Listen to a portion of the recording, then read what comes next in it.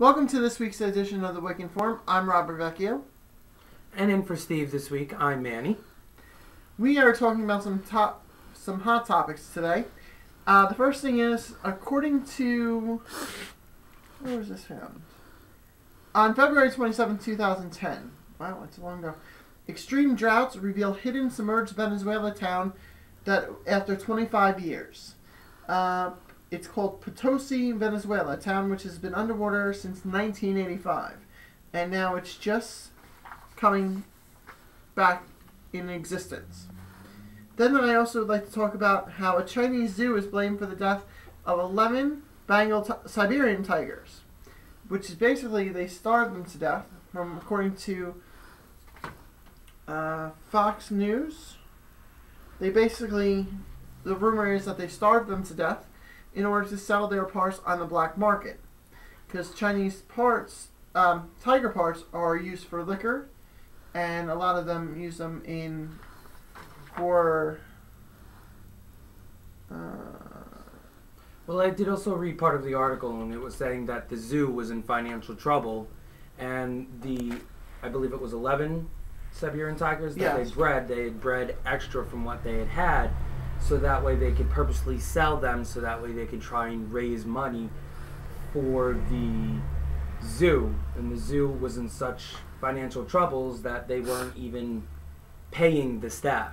Yeah, the Chinese used their tiger bones, to use in liquor. So, also speaking of weather, I'd like to talk about the flooding we have in North Jersey nowadays. All areas, including Lincoln Park, Wayne, Pequannock, all are under a flood watch, and there's Route 23 is... Route 23 is pretty much at a standstill. It's a complete parking lot, and not just here, but also I know today most of the schools in Bergen County were closed. Bergen County is on a minute boil water watch for the entire county. And it's not just New Jersey, it's also New York, Connecticut. The entire tri-state area was hit by lots and lots of rain since Friday night, and as of tonight, it was still raining. Okay, so let's talk about, we just got finished with a ritual in order to celebrate Kuan Yin, who is, you know what, I'll let her come out. Please welcome Janice to the show. Hi. Hi, Janice. You look wonderful as usual. Thank you so much. That's kind. Speaking of which, Kuan Yin is the goddess of mercy and compassion. She's likened a lot to the Catholic Virgin Mary. She's a virgin goddess, and she's also the patroness of non-human animal pets. So what got you fascinated with Kuan Yin? Kuan Yin has come to my aid on many occasions, and she's actually interceded on my behalf, and she saved my life. She sits on the Akashic and the Karmic board along with the Blessed Mother, and through the agency of people here in the intimate Wicca family to which I belong, and also my pets, and the lady with whom I have studied the craft for many years, has interceded and has brought me kindness and infused life into me. Now, it's my understanding that Kuan Yin, you chose her as the goddess you identify most with. Yes. Could you explain a little bit about why you chose Kuan Yin? I chose Kuan Yin for exactly the reasons I had previously stated, but I'm going to add a little more to it. Kuan Yin, in that she transcended her grief and her sufferings with love. She used love as an agent for which she was transmuted. Her father was very cruel to her. He made her do a lot of chores. He forbade her to become a nun in the Buddhist temple. And when he was ailing, she offered her arms and her eyes to be ground up as a poultice to save his life. Out of the love that she knew he had for her, she was able to transmute it. And in so doing, the activation energy, to use a scientific term, is what rose her to the heavens. Now, is she a goddess specific of one region in China or all of China? All of China.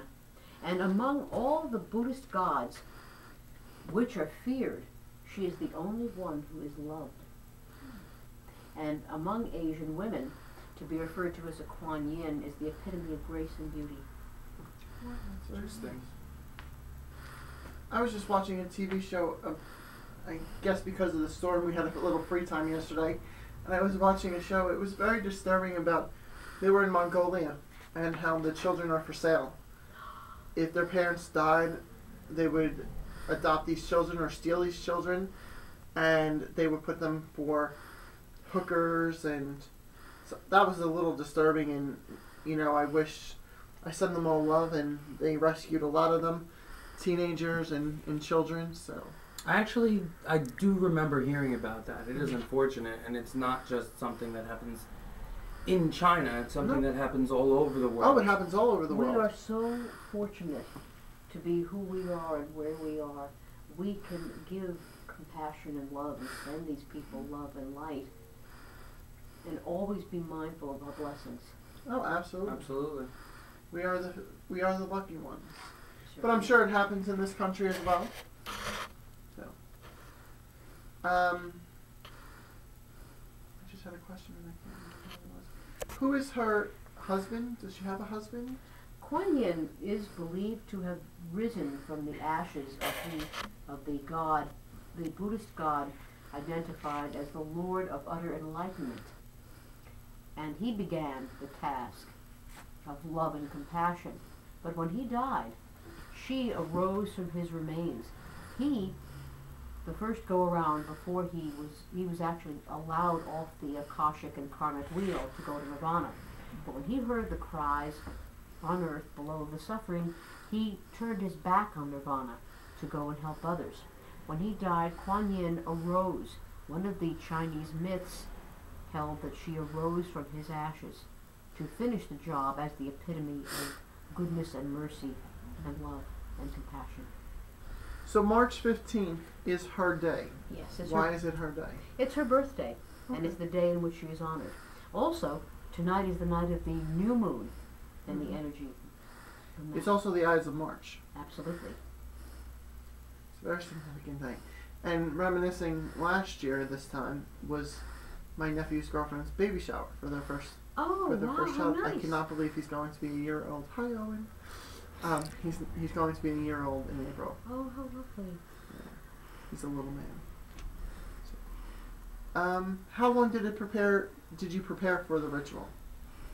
Well, actually, months. I don't even know. I was thinking about it always. When I prepare for a ritual, I have it in my mind for a long, long time. I see something that is appropriate. I have it in my mind. It's almost, my mind is always cooking it up. Similar to the way a stew would be on a stove. It was a very nice ritual. Thank you. I phased out a little bit in the middle when you were talking about Kuan Yin because it just propelled me to China. Oh, that's and wonderful. It was very nice. I love the movie thank Mulan. I don't think it has anything to do with Kuan Yin, but I was just transported to that time. Oh, thank and you. that's one of my favorite Disney movies of all time. Thank you so much. And Now, speaking of the ritual, were you satisfied with the way it turns out, or was there anything, looking back at it now, did you think you could have done better or changed, or? Well, there was one big thing. I'd forgotten the beautiful aventurine pendant that had been made for me. I was going to wear it. My mother's friend had made me a very beautiful aventurine pendant. It was enormous, and it would have been absolutely the perfect thing to wear tonight, and I forgot. it's okay. It's okay. Everything happens for a reason. Absolutely. You'll just wear it in her honor next year. Thank you. Well, thank you for having me, and thank you for joining me in the circle tonight. And we will have part 2 in just a few moments. Stop.